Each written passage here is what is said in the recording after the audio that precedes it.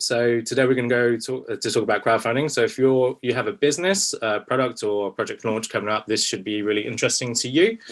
I'm going to go over a quick overview of different things, things particularly to think about before you launch your campaign, all the way through to managing your expectations around budgets in relation to potential funding you can raise as well. But first, a little bit about me and Papergold. So we've been running Papergold for around 7 years now. So we help our clients, makers, designers, startups, launch and grow new ideas, projects and businesses. I myself am based in London, and my business partner, Kay, is based up in Glasgow. We worked together at another agency previously, launching various products and services and been crowdfunding since 2012. So Foldable Me, this project here, was a project that we launched there on Kickstarter back in 2012. And it was a little cardboard avatar as sort of an alternative to greetings cards that you could personalize and send to people with a message on the bottom, saying happy birthday and get well soon, things like that. So we ran that, launched that on Kickstarter, ran that for a few years as well. And since then, we've been working with our clients at Papergold and at various other companies to launch and grow businesses through Kickstarter and after that as well. To date, we've raised over $2.4 million, and campaigns that have been fully managed by us have been 100% successful. We work across the UK as mentors and advisors, at places like AGP. So that's a quick overview of Papergold. So now I'm going to talk a little bit more about crowdfunding. So I can't actually see many of you at the moment, but have any of you run a crowdfunding campaign so far? No one. Okay, cool. Has anyone backed a campaign so far? Yes. Supports the campaign. Great. So some of you have seen sort of what it's like to be a backer. That's great. Okay, so I'm going to cover mainly reward-based crowdfunding platforms, which are at the top there. Kickstarter, Indiegogo. I'm going to talk a little bit about Crowdcube and Seeders, which are equity-based crowdfunding. Other platforms that you might have seen are GoFundMe and Just Giving, which are charity crowdfunding. Patreon is another one if you've got more of an ongoing crowdfunding subscription model that you want to use. So to decide which platform is best for you, if you're having some sort of a product launch or a business launch, I've tried to break it down using an example. So here's how you might think about the different platforms. So I imagine everyone's looking forward to summer. I know I am. So I'm using here examples based around eyewear and sunglasses. So for example, Kickstarter, they're the most trusted and well-known crowdfunding platform. They'll support creators that have a mission, not just those that necessarily raise the most funding. So for example, this project was called Reframed, and they make 3D printed glasses made for Black people's nose profiles that are often not catered for. They were successfully funded with lots of support from Kickstarter, featuring them on their website through to their mailing list. Indiegogo is another really great platform. It has really good tracking features, especially if you're planning on running your own paid ads, for example. Generally, they'll share about the most successful campaigns via their marketing channels. And the equity-based crowdfunding, for example, Crowdcube and Seeders, they having a mission, a cause, exclusive investor deals can help, but generally it's more about, for investors who want to obviously see a return on their investment. So SunGod was a sustainable performance eyewear brand. They already had a strong proven sales records, were able to communicate how they would use the crowdfunding money to scale their business. So we're successfully able to raise enough investment on those equity-based platforms. So which one is best for you to use in terms of these platforms? So to explain a little bit more the pros and cons of each. So for reward-based, the pros, good reasons to use are, they're the most established and familiar types of crowdfunding. People are quite, understand these methods of crowdfunding. You get something in return for supporting. You obviously don't give away any equity. one key thing of these platforms are that you have market validation before even having your product, so you don't necessarily need to spend money on going into production before essentially selling it. You can also get valuable feedback and have which is good for your product's development. There's a community of people that will support your products and help you provide feedback even before you make it, so they're able to be part of making it. Press coverage can also contribute to campaign support as well, and lead to sales through press coverage if you've got something that's more newsworthy. It's more easily scalable with paid ads. Once you have a proven successful product, you can scale that project usually with paid ads. Downsides, cons. Success is difficult for creators that don't have an existing community. You have to spend a lot of time pre-campaign in order to generate enough people to kind of get on board. There is a particular type of person that uses these platforms, which we'll go into a little bit later. The crowd is more public and vocal. There's a comment section, so people can offer praise as well as negative feedback. So, this is also linked to the type of people that use crowdfunding. They want to be involved, they want to be part of making the story, so they can be quite vocal about your product too. In terms of equity crowdfunding, so this is better for more complex models with more of a financial focus. Investors can become advisors on the project, which is also great. It's less about mailing list building as with the reward-based platforms. It's more about investor meetings, getting people on board that way. Downsides, creators, you obviously have to give up some equity in your business. And ideally, before you launch using these platforms, you have to have 50% of your investment already in place. So before you launch a campaign, you can privately open it up to get your bigger investors, to commit to it first. And then, when it does launch out to the public, you've already got 50% funding. It looks more of a more interesting to those backers. It's obviously the most complex crowdfunding model, and because of that, there are obviously higher legal fees and fees to pay, and due to financial promotion regulations, it's difficult to mobilize press and community. So because a lot of press won't cover your campaign until it ends and you're successfully funded. It doesn't necessarily drive traffic to your campaign in regards to raising funding. Campaigns aren't necessarily like for like. There's a lot of things that go on behind the scenes. We still get lots of folk getting in touch with us saying, we want to raise millions, because they obviously see these $1 million campaigns that are really big and kind of skews people's expectations sometimes. So some creators can view their project as better and so forth, able to make more money, but that isn't necessarily always the case. There's a lot of things going on behind the scenes. Some of these big campaigns that you see are spending hundreds of thousands on paid ads. Some projects are just run just to break even or even at a loss, and then they plan to then, obviously with that market validation, then get further investment following crowdfunding in order to grow their business. So before you launch a campaign, there's some stats that we always like to share to kind of help set an expectation. 36% of projects reach their funding goal or are successful. That said, already if you're part of this talk, then you've probably, increased that success rate already with the information that we'll give you. Most projects, on Kickstarter raise between 1,000 and 10,000. Only 1.6% make over $100,000, and there's very small amounts. Only 0.1% make over $1 million.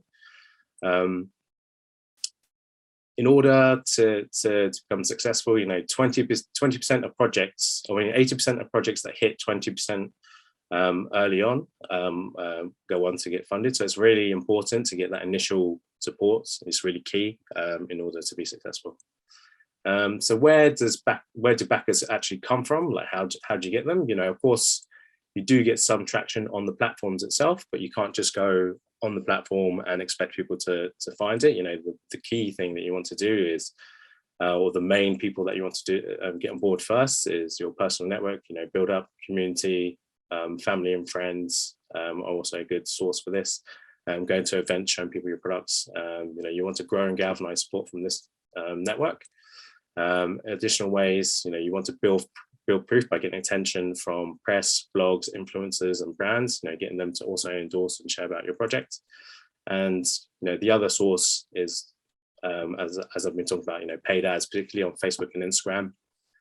You can also grow leads through that way before your campaign even launches, and then also during your campaign with direct traffic. In terms of timeline, when to start thinking about your launch, your launch actually starts months before. So even 3 months ahead, or even more, you obviously want to have your website, social media, content plan, mailing list set up so you can drive people to that. 2 months ahead, you want to start thinking about your campaign creative. That's linked to also this 1 month ahead timeline milestone. A month ahead before you launch your campaign, you already want to have your preview page ready with all the, with a really nice video, and your campaign page ready with all the rewards in, because then, you'll send that to press and to, early supporters in order to try and get their build anticipation for your launch day to get them on board. So you'd send that to press under an embargo, so that they wouldn't write about it until actually your launch day. And that's a good way of getting traction during your first week. Once you're running your campaign, you generally run a campaign for 30 days. You're sending Kickstarter updates or Indiegogo updates to your community 1 or 2 times a week, and then you'll obviously have some community management there as well, where you're talking to people, answering their questions, and making sure everyone's on board and understands your product. In terms of pre-campaign, what you need in terms of prototypes and proof, you want to have a works-like prototype as well as a looks-like prototype. Particularly for Kickstarter, you're required to have both of these, whereas for Indiegogo, you're not necessarily required to have a prototype, which is one reason why you might choose Indiegogo over Kickstarter, for example. But generally speaking, you definitely want to have both of those to try and get backers on board.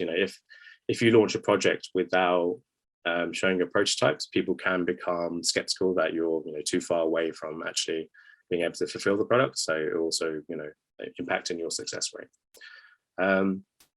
Other things you want to do is prove that you actually have a good idea. Not a lot of people have heard about you necessarily, your brand or your product, if it's new. So before you launch, you also want to look at different ways to help prove your idea and help people get on board. So one thing you can do, get in touch with experts or testers to try your prototype out. Your product has no reviews, but people still need to know that it works. So get in touch with these people. You can ask people from within the community, the startup community, other founders, for example, people that are trusted. They can also provide feedback as well as experts in your areas. For example, if you've got an edutech product, having a teacher on board can also help prove your product. Going out there and winning awards, being part of funding programs, and things like AGP, having that can also really help prove that you've got a legitimate business and a product. The other thing to think about is influencers. It's not necessarily about paying influencers with huge followers.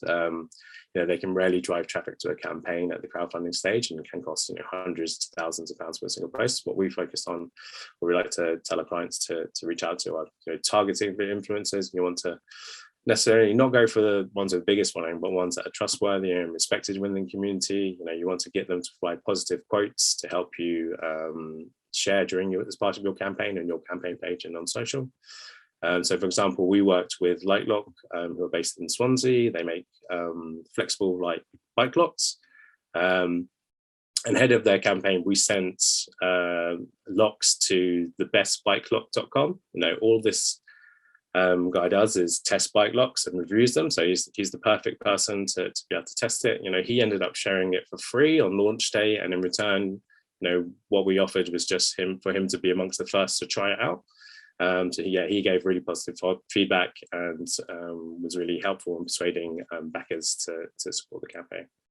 You want to build your story, so show why it's you and your team that's making your product. Building a community pre-campaign. So things you want to consider, obviously understand your target audience. I imagine quite a few of you already have sort of target audiences or personas built around your products and businesses. But one thing to also consider is, you want to skew it towards crowdfunding. So I mentioned those sorts of types that are on these crowdfunding platforms. So you want to skew it towards them. So this is an example for a sleep tech device product. Many tech and design projects do well by targeting early adopters. So the type of people who are open to trying new ideas and trying the new thing. You want to skew your efforts more towards those types of people. You're better off not targeting the folks on the right there in yellow. They're sleep deprived. They don't necessarily want to wait for something that's months away. They have a problem they want solving now. So you might park targeting those types of people until afterwards, once you've launched and once your product is more proven. So that's another way to kind of skew your audiences for the crowdfunding stages. Obviously, once you start reaching out, you want to have things for people to follow. So make sure you have a website, content and social. Make sure you're regularly sharing content on social media. For startups, it can sometimes be hard to get things going on social, but it's always good to kind of set a cadence for how active you're going to be on social media. So people tend to not follow accounts that go quiet for long periods of time, but if you're showing cadence either daily, weekly or monthly, people can see that you're still around. People just don't follow you if you've posted obviously every day for 2 weeks and then you go quiet for a month. They think you're not necessarily around. It's kind of better to kind of spread out that content over 2 months to kind of get people on board. And grow your community. Your mailing list is one of the most important aspects pre-campaign. And ways to do that, the most lucrative way, the best way we usually see, especially if you have a high price product or your product is more considered, a more considered purchase. If you go out to events and show people the prototype and get them to try it out, they can see that they like it and they're more likely to buy later when you start crowdfunding. Also at this stage, you're able to create content which you can use as part of your campaign. So for example, this is Flip Bikes. They went to different events and they're gathering feedback even before their campaign started, so that when their campaign launched, they were able to use these snippets and quotes as part of their campaign page. The other main area, like I said, paid ads are obviously another great way. It works better if you have more of an impulse buy product, or if you have the money and want to scale quickly, then obviously this is a good avenue to also go to. Budget for this, especially if you're looking to raise near 100k or over 100k, you definitely need a paid ads segment to your campaign. And you want to drive everything to mailing list sign up. That's always the best way to reach people when you launch a crowdfunding campaign. Remember that even if they're followed in social, your account might not be prioritized later on in their feed, whereas with their email address, you're able to target them and reach them with key announcements like your campaign launch. And the two main incentives for mailing list sign up, early adopters, they want to be the first, and also the other incentive is if you're early backer, you will also receive special early bird discounts as well as part of your campaign, and that also helps you drum up sales in the first couple of days as well. So telling your crowdfunding story is told in 4 main ways. The crowdfunding video, description, rewards, and project updates. And I'll explain this a bit more about that. So in the video, most videos have this sort of go through all these different things. So in the first 15 seconds, you want to show your products first, and just in those first 15 seconds, it can kind of explain the whole product already, and then you deeper dive into your different product features. And then obviously in the crowdfunding video, you almost always introduce yourself and your vision, and at the end there's a call to action. So there's an example here from Flit. In the first couple of seconds, you can already see what the product does, the main key features. Flit 16. brand new generation of folding. And it already wows you into, you know, wanting to understand a bit more about the products. So after this, you know, they then introduce themselves, and there's a call to action at the end as well. Fit 16 start. Other things you want to think about for your campaign page, you know, your product photography. You know, you want to have really nice product photography. Obviously, if you're reaching out to press, you know, you can also use that in your press kit as well. So it works across those two different places. The other thing you see on many crowdfunding pages, animated GIFs. You know, people are just scanning the page. They want to easily understand and quickly understand what your product does. So having animated GIF that clearly shows what it does without even having words around it, you know, you can clearly see what it is. So that's going to be really beneficial to you. People scan the pages, so you want to have, you know, the key features obviously clearly identified at the top. But more than product features, people are also interested in the story of how you made it when you're crowdfunding. So share a little bit about your design story, you know, a few of the prototypes, some of your design decisions.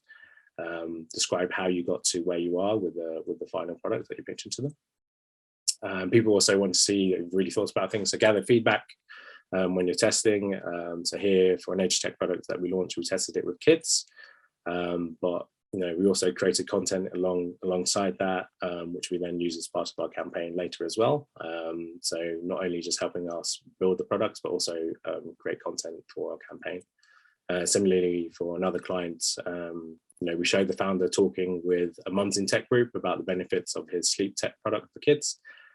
So, you know, sharing their feedback as part of the campaign too. More about the product, more than just the product, you know, you also obviously want to share about the team, and if you have a wider mission. So this is the Tech Will Save Us team. They make creative tech kits for children, and the BBC Microbits, which you'll find in many schools. Their mission is to spark imagination of young people using technology. It's something that people can really get behind, even if they don't have a child to buy it for themselves. You know, again, it's not just the product. People need to be able to trust you and want to support you. So showing you're passionate about the area is really going to help you with getting people on board and supporting your campaign. Other things you want to consider, you know, obviously having on your page, you know, press coverage, putting out quotes from that press coverage at the top of the page can also really help. Having a timeline, so even, you know, from when you came up with the idea all the way through to when you're going to fulfill the idea. People want to know, you know, when they're going to receive it and at what stages you'll be at after your campaign is successfully funded. If you're making hardware, for example, you know, you want to share the spec. Also for campaigns on Kickstarter, you also want to have a prototype walkthrough. This is to show honestly what stage your project really is at, and this is a requirement of platforms like Kickstarter to have. Doesn't have to be super polished, but it's just, you know, a simple sort of walkthrough end to end of what your product does and what stage you're at. In terms of rewards, the ideal number of rewards are 5 to 7. You want to have enough differentiation that you're able to, you know, reach your different audiences, but you don't want to have too many rewards that, you know, starts to become confusing for people. You know, £25 is the most common pledge on Kickstarter. £75 is the reward tier that generates the most money. £100 is under £100 is more impulse, but if you've got a product that's over £100, it's more considered. You're going to have to work a little bit more harder to, you know, build that proof and in order to get people to support your campaign. The way to split up different ideas, so different rewards. For example, you know, the product itself, you're obviously going to get the majority of funding from these rewards. So this should be your main focus. And you can split that up in different ways. You can have, you know, early bird discount for you know, your initial community. Your Kickstarter price. Some projects have a premium version. So, for example, this doorbell that had a brass version. You can also sell multiples, for example, of your product too. Other types of rewards, just acknowledgement. Some people just want to be part of your campaign. They're interested in following and getting access to the updates that you'll share. They might actually then go on to buy later, for example. So just having a low level rewards where people can just support and be part of the story is also a good idea. Swag, so some projects share rewards for t-shirts and tote bags. We generally say, this is not necessarily a good reward option. It can become, a logistical nightmare. If you imagine t-shirts, you have to then fulfill them in different sizes. And it just becomes hard to fulfill. And we generally see that many people don't necessarily want your logo on a t-shirt, unless you're, a band or you've got characters like Marvel. People don't necessarily want to buy t-shirts. So one thing at that kind of reward level, we like to suggest is something that's digital. So for that sleep product, for Bleep Bleeps, we created a downloadable PDF that kids could, color in to help them unwind before bedtime. This is also good because, then we had, content that we could share. We had these colorful PDFs that we could share on social. Is also on brand, so it was tied in with the product too, and it was easy to fulfill because essentially all we did was send them the PDF as an email. And we're able to send that to lots and lots of people at the same time. On the higher end, some projects offer experiences. So for example, Tech Will Save Us, they offered a workshop where teams could come in, meet their team and actually build the kits together. Again, that's, great content to share, but also gives you an option to, offer an rewards that's in the thousands, so quite high, which can really help you bump your sales as part of your campaign. In addition to rewards, you can also add add-ons. So, for example, if you were backing a project that was selling scooters, as part of an add-on, you could potentially, have premium handlebars or extra batteries if it's electric, or a bag. So it's a way to be able to upsell once people click through the reward. In terms of once your campaign is running, you want to have project updates. So share 1 or 2 updates a week. This is your opportunity to really communicate with press and backers, and they say thanks for all their support, show your gratitude, and make sure that people and backers feel part of your campaign. So one thing that, for example, Lomography did, they make Polaroid cameras and experimental cameras. During their campaign, they saw lots of people requesting to have this little selfie mirror put in the front of their cameras. So they added it as part of their campaign. They got a really good response, and as you can imagine, that's quite a low cost product feature to add. It's just simply adding a little mirror to the front. So they got some great feedback for that. Other ways to get backers involved are, we see a lot of people asking their backers as to what color to make certain products, bags, for example, or fashion items before going into production. This is a great way to be able to survey that before you even go into production. Setting your goal, so things to think about. What is your goal? We like to split up as base goal and target goal. So your base goal is the least amount that you need in order to fulfill your project, whereas a target goal is a feasible target of what you'd like to achieve with your given budget. So understanding the difference between those and understanding what your goal means for your particular project. Like I said before, some projects just need to raise enough to show market validation that they can then take to investors later. Some projects just want to break even, or some just want to be able to cover the cost of the first batch. So it's really different for different projects. In terms of how much money you might spend, so if you're looking to raise £10,000, you're mostly looking to do most of the work yourself, or pull in favors from friends and family for, for example, you might know a photographer or a videographer that might be able to help you with creating creative. You might spend a few hours or days, with a crowdfunding agency, just to try to keep you on track, and to kind of help you be successful. If you're looking to raise around 50 to 100,000, you might want to spend a bit more on working with different agencies, around 10,000 to 20,000. And then if you're looking to raise more than 100,000, similarly, the costs are similar. You might want to spend a little bit more. But, once you reach that £100,000 milestone, it's generally, if you have the budget, it's generally good and easy to scale a project as once it seems to be successful, using paid ads during your campaign. So, obviously for these types of projects, many of them would have secured investment pre-campaign or already have an existing community and brand to lean on in order to reach these kind of figures. So to summarize quickly, build a community is one of the most important aspects. Know your audience, find the most suitable channels to reach them, keep in touch, and really kind of try and galvanize support from them early on.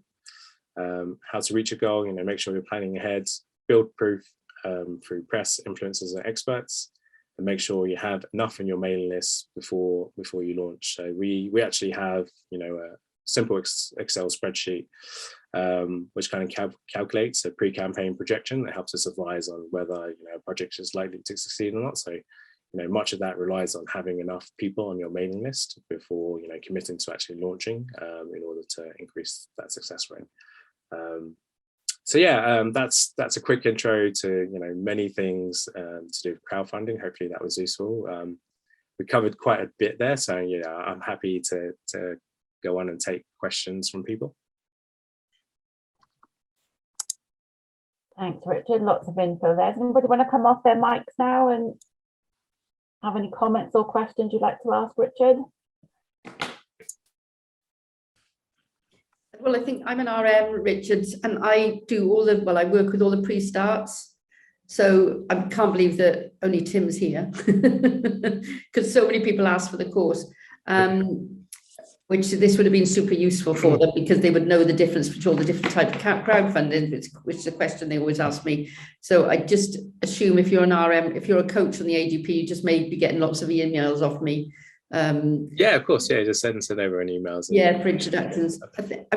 I think the trouble is I've got people that swing. So I've got a guy that's making, building motorcycles, 1950s motorcycles with current technology that probably needs post 50,000, but doesn't particularly want to go down a traditional investment route. But then I have other people, who are makeup manufacturers and things like that have got something to really give. And probably, the Kickstarter is the way for them to go. So it's been great for me because at least now I've written it, it clears all the what and where. So so I think that's for example, that 1950s motorcycle company, that sounds interesting. If they've got an existing community that are kind of really into it, that's the type of thing that does well on Kickstarter. Yeah, he has, and he has just been on the Yesterday TV channel with it, or it's on tonight. He's had a lot of traction, but he still works and builds these bikes in his garage. So these kind of niche interest projects can sometimes do very well if there's a lot of following, but also if the following is online, that can really help them. Good. Okay, but thanks for that. I found it super interesting. Okay, stuff. Good. Anyone else? Well, for me, it's kind of info gathering. It's definitely something I'm considering. Kind of early stages. I mean, I'd be happy to kind of just quickly summarize what the business is, if that would be helpful, then to talk to how relevant a Kickstarter might be, if that's useful for those on the call. If anyone, would that be sensible? Yeah, I mean, I think if there's no other questions, I think that's a good way to open up conversation as well. Fab. So I'm a mindfulness teacher, and I'm creating a new approach for families, for parents and children to explore mindfulness together. So it's going to merge what would be traditional face-to-face training with an adult over a period of weeks. It's going to kind of merge that model with more of the Headspace kind of app, faceless type solutions for mindfulness. So a website full of engaging activities, videos, and flashcards for parents and children to explore together, with a premium option for them to get dedicated support and training from a mindfulness coach. So an online solution with well-being at the heart of it. And I'm thinking of a campaign around £10,000 to upgrade what's essentially a bootstrapped WordPress version of a web resource, and turn that into something a bit more interactive, and starting as a dedicated website rather than a WordPress kind of bolt together solution. Got it. Okay. So I think so apps can be a little bit harder to launch on things like Kickstarter, Indiegogo. But if you're able to galvanize support from the community, anything can be launched by those platforms. I think you're creating your own content, and that's the main thing, right? So another crowdfunding option, we didn't necessarily talk about that in detail in today's presentation, but Patreon. So that more subscription model. So supporters or people from your community can subscribe to pay you, say, £10 a month, for example, in exchange for X amount of videos or X amount of content. That can be another way for you to kind of not necessarily completely reach that 10K, but build towards that, and continue to build that content as well. So that might be another option to think about Patreon as well. Yeah, great. I'll check that out. So you mentioned apps don't tend to be successful as products. It's more of a physical product thing, is it? So it's kind of based on, because you're trying to offer rewards, and generally the rewards that people find it easier to buy on crowdfunding platforms are something physical, something that you get sent in the post.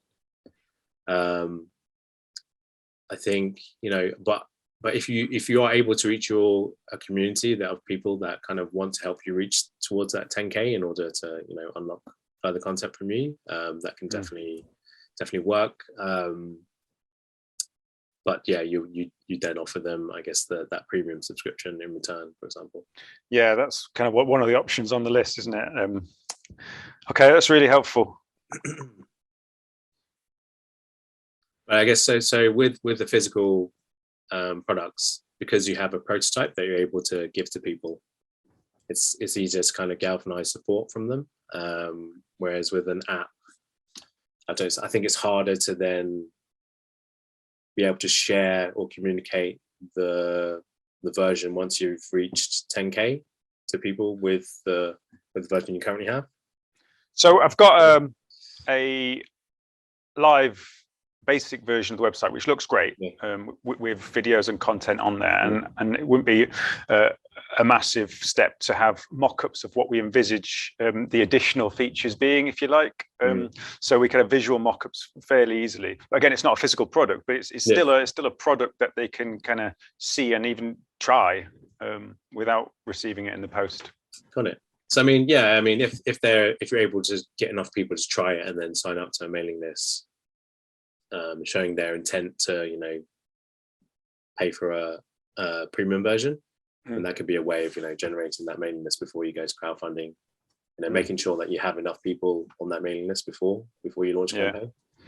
You mentioned there was kind of figures, almost like a formula. If you've got 500 followers, you can possibly raise this much. If you've got 10,000 followers, so it's different for different projects, obviously, and sometimes one of the problems with crowdfunding is you don't necessarily know how much it will convert until you launch your campaign. But general sort of figures that we have, for some of the projects that we work on, not all mailing lists signups are necessarily equal, and what I mean by that is, if you just run a paid ad to someone that's not necessarily seen your project or anything, you have a 0 to 4% conversion on launch day, whereas if you're showing it to them personally, they've met you and they've tried it out, that increases to almost 10% for many other projects. If you have a good, strong personal network, family, friends, people that you used to work with, people that have been part of the project, the conversion rate of that can be 30%. So it's also about understanding, those different networks and being able to project, how much your campaign will make that way as well. So, that could also be a good sort of starting point to see, how many people you can initially get and how much more effort you need to put in across those different channels. Go to events or paid ad spend.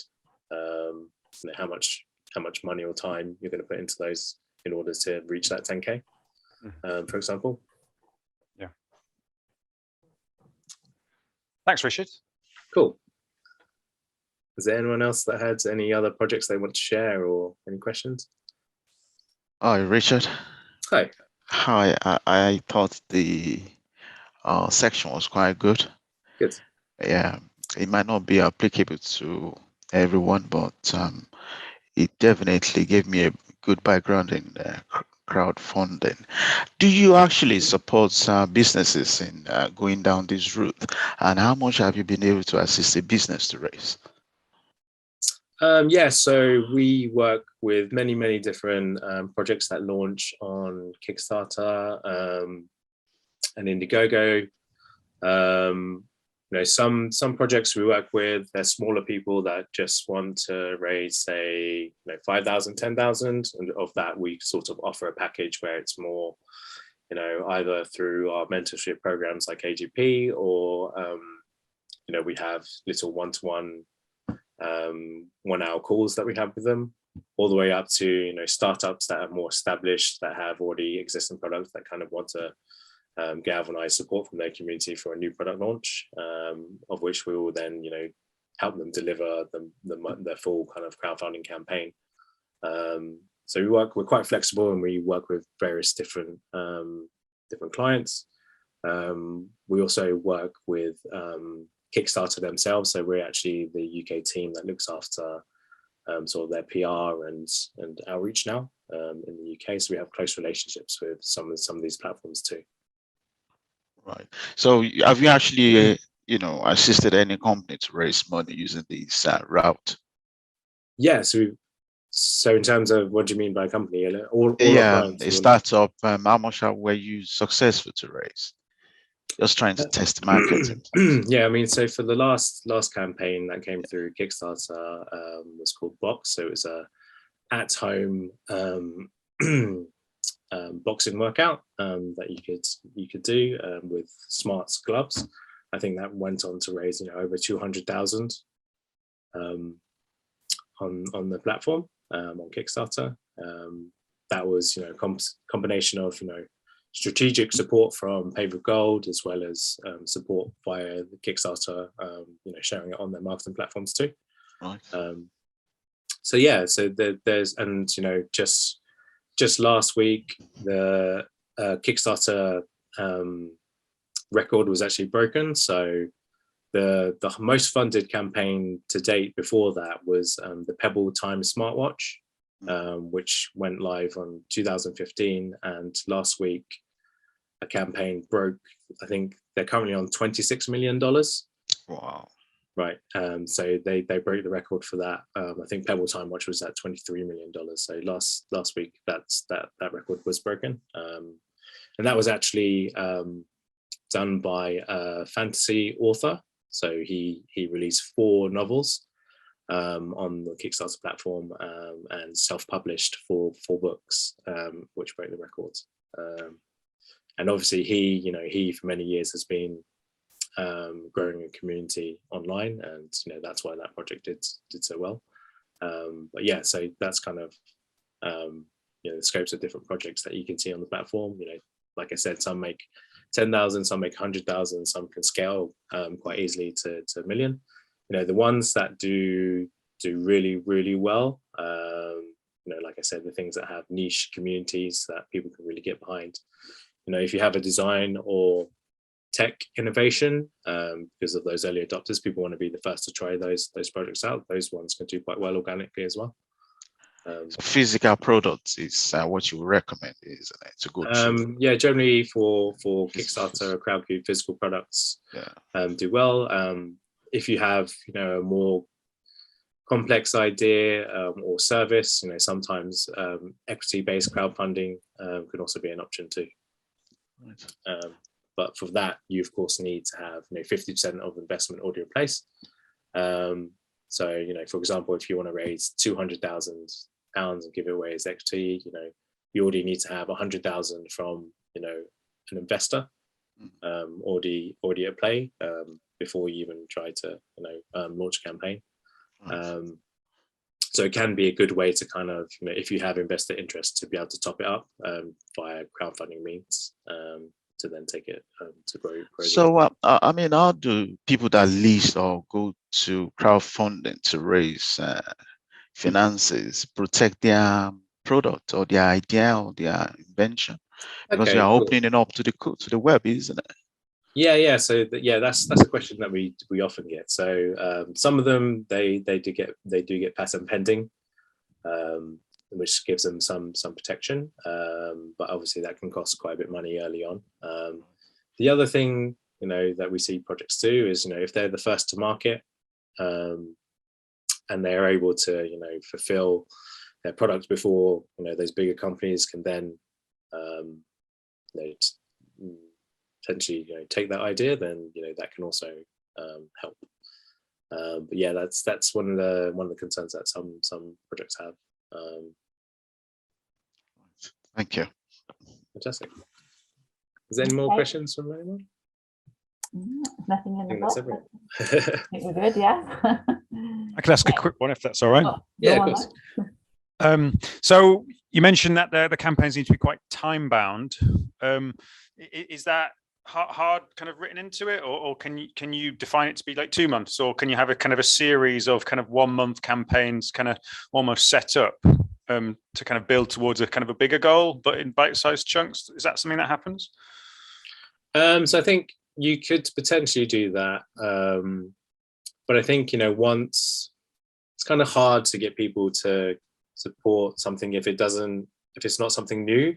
The second time, if it's just a small iteration, it's kind of hard to keep them to kind of get them excited enough to support. So if you're launching multiple campaigns, generally it's like a version 1 and then a version 2, not a sort of version 1.1, because it kind of starts to tail off a bit as people get less sort of excited about it, because it's less of a leap.